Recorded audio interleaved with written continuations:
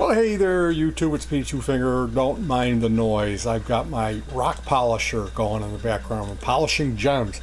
So today's video, I wanted to talk about rattle can science.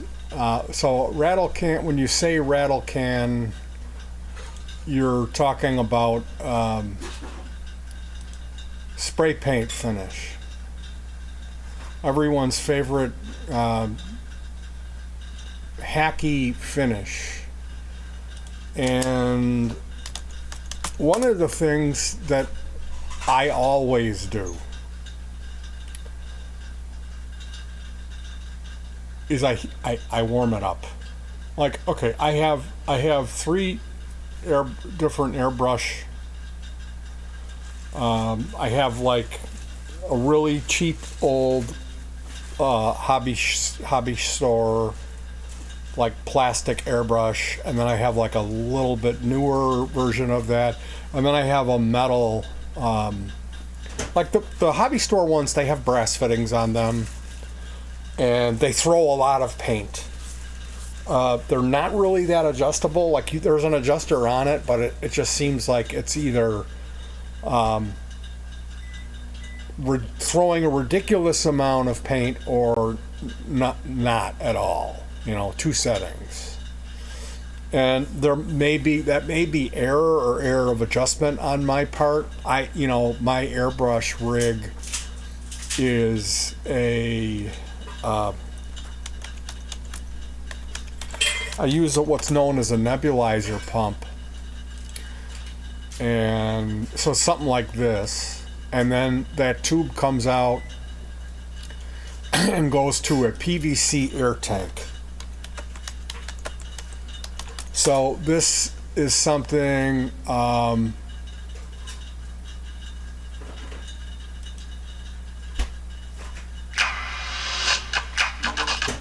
I, as you see here, this guy has this guy on his version of it. This is like a significant. This is really cool. Okay, this is really cool.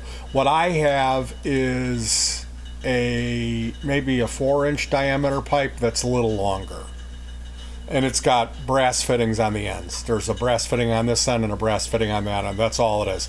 I do have two pumps, and I have a Y jack, a brass fitting that goes, or a T, I should say. So I can run two pumps. Combine them and go into a single hose. And also I have it's a foot slide switch. You throw it on the ground, and it is some type of attenuator that adjusts the amount of AC voltage that comes out of this thing. So I can throttle my air pump, okay, and it works. It works for me. So my hobby airbrush,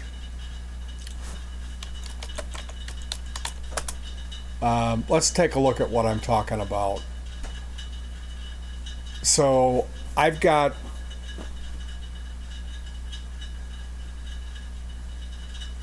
something that looks like about like this, although is this really $3? It's $3. The one that I have, I paid $19 for it years ago, and I've used it multiple occasions, and it's not bad. It's not bad. For more detailed work, I use this, the metal one, and then if I want to throw paint, I will use this is the one that I'm calling my hobby store. So I have one of these. It's this same model, and it does not work. I've taken it apart, I've oiled it, I've checked the seals. I cannot figure out why it won't throw paint. But I never loaded it up with just water. So the one that I find myself, the one that throws paint. And again, both of these hobby store airbrushes were ones that I got from resale stores. Yeah. So the newer one comes in a box like this, and it's got a little wrench. It's actually pretty nice. Like I said, I paid $19 for it. It's like this kind of, maybe more like that. They don't have the actual. I don't see the one that I actually have, but I've taken it apart. I've oiled it. I've never had to replace the fittings on them, and it does the job for me. My airbrushes do work. Yeah, see, it looks like that. And I've got the air trap on the bottom with the quick release, and then which is really nice. I gotta say, like, I've got that thing, and then I've got the quick release on it, and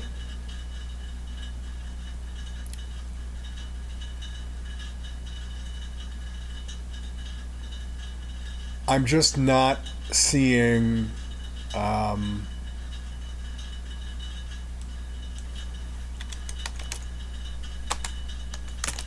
not seeing the one that I used to throw. Oh, here it is. This one. If I was going to recommend you get an airbrush, this is the style that I would recommend. With this, the secret to this one is you take a needle when you're not using it. You like a needle that has it has a big plastic ball on the end of it. You drop the needle in here to keep this from being clogged, and then there's an air hole. So you have two of those needles, and you plug them up, and that works great. Now, I'm not only doing the airbrush work, I'm also doing clear coat. And what I'll tell you, whenever I do any rattle can finish stuff, the secret for me is a big old pot of water with a lid, and I will get that water up to about 150 degrees. I'll place the can on top of the lid and let it warm up, and even once the heat's off and the water is 135 degrees, I'll throw the can in with the water and warm it up and get that nice and hot. So getting my paint can up to about 120 degrees and shaking it that way and getting that stuff nice and hot that's the answer for me. Everyone has their own little tricks and trades. That's what I like to do. If you are a finishing expert, if you're a pro on airbrushing, I'd love to know your secrets. Speaking of secrets, you know that song, "You Can't Always Get What You Want"? Well, that line, I was standing in line with Mr. Jimmy, and boy, did he look pretty ill. I looked that up. Mr. Jimmy was a vagrant, and he used to walk in that part of town, and the storekeepers here would take care of him. And he was in the drugstore when Mick Jagger went into this drugstore in 1964 to ask for a cherry Coke, and they were out of it. They told Mick Jagger, well, you can't. Someone must have told him, if you're over there, make sure you get a cherry Coke, because it's going to knock your socks off. And he went in there and said, I'd like a cherry Coke, please. And they said, we're sorry, but you're not going to be able to get that today. And Mr. Jimmy looked at him and said, well, you can't always get what you want. And that's the story of Mr. Jimmy. You can look that one up to find out, is Petey just making stuff up? And of course, if you have any tips on rattle can finishing, I would love to know those as well. You guys hug your pets. That's the most important thing. And